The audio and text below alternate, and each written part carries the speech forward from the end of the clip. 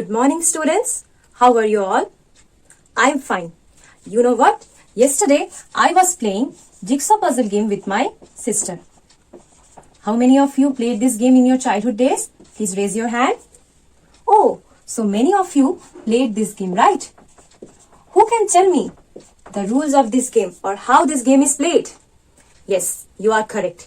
In order to play this game, we need to arrange puzzle pieces in a proper position in order to complete the whole puzzle picture. Now, please raise your hand. Who can tell me that the wall is made up of what? Excellent. The wall is made up of bricks. Similarly, our human body is made up of trillions of cells. So, today we are going to discuss about cell, its structure and function. Now you might be thinking, what is cell? Right. So, cell can be defined as the basic structural and functional unit of a living organism.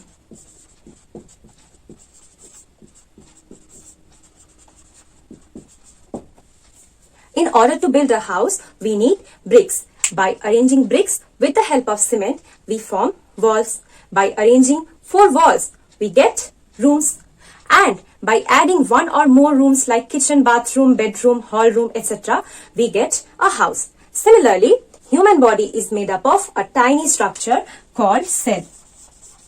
A group of cells having similar structure and performing a specific function is called tissue. So, a group of cells will form tissue. Tissues will form an organ.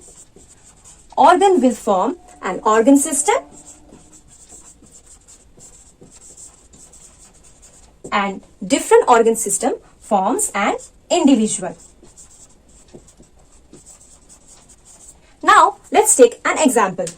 Cells of lung will form tissues of lung. Tissues of lung will form the organ lung. And we all know that the lung is a part of respiratory system, and different types of organ system like endocrine system, respiratory system, reproductive system will make up an individual. So, without cell, an individual cannot be formed. And functioning of an individual is dependent upon the functioning of cell.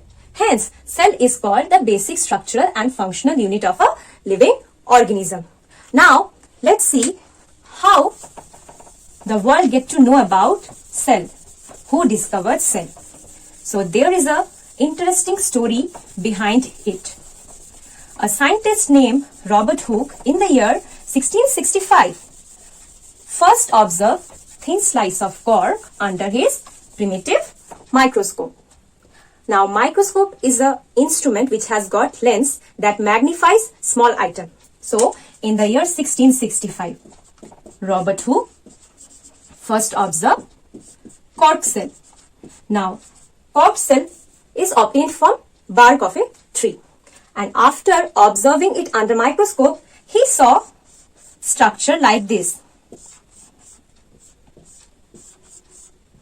It is a hexagonal shape, or it is called honeycomb-like structure, and he coined the term cell, which means a little room.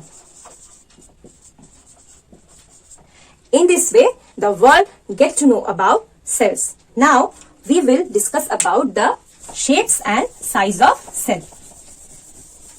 Cells are usually round in shape, but many cells have different kinds of shape depending upon its function. I will draw 3 types of cell and you will tell me the shape of it. This is a red blood corpuscles. Tell me the shape of it. Very good. It is spherical or round. So, this is a red blood corpuscles.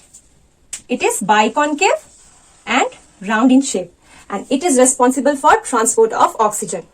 Here is another cell that look like this. It somewhat look like fish, right? So, it is a spindle shaped cell. This is a smooth muscle cell where the end is tapering and the middle portion is broad. And here is another cell that doesn't have any fixed shape. It is a unicellular organism called amoeba. And these are known as pseudopodia, which is also known as false feet. Through pseudopodia, it captures food and it helps in locomotion also.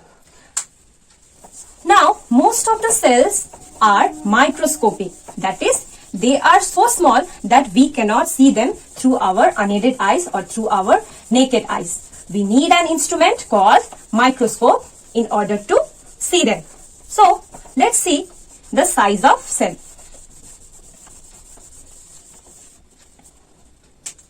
The size of cell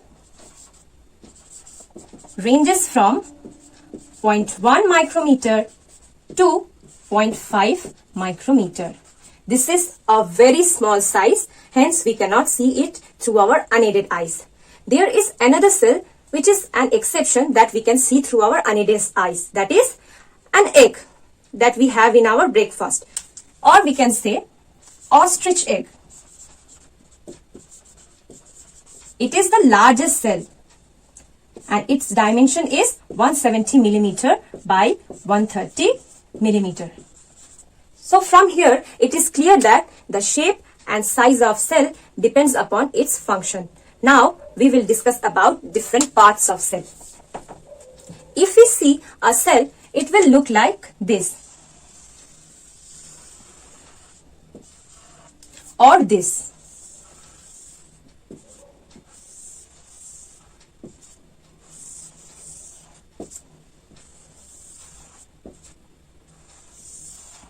Okay, this is an animal cell and this is a plant cell. Now, both animal cell and plant cell have three things in common. They have an outer covering called plasma membrane. Okay, a central nucleus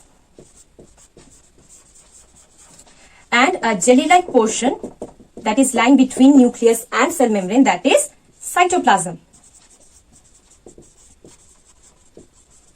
In plants, apart from plasma membrane, there is another outer covering, that is cell wall. And the cell membrane lies like this. This is the cell membrane. And here is the central nucleus.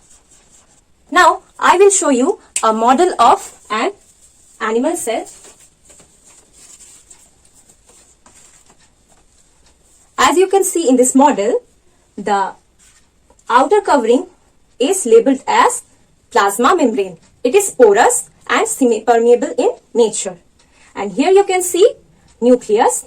It has got a membrane bound structure which is also porous, and within nucleus you can see a dot-like structure called nucleolus. And the yellow portion is cytoplasm, which is labeled here. So both animal cell and plant cells have these three things in common. In our next class, we will discuss about different organelles that are present within animal cell and plant cell and how animal cell is different from plant cell. If you have any doubts, you can ask me question.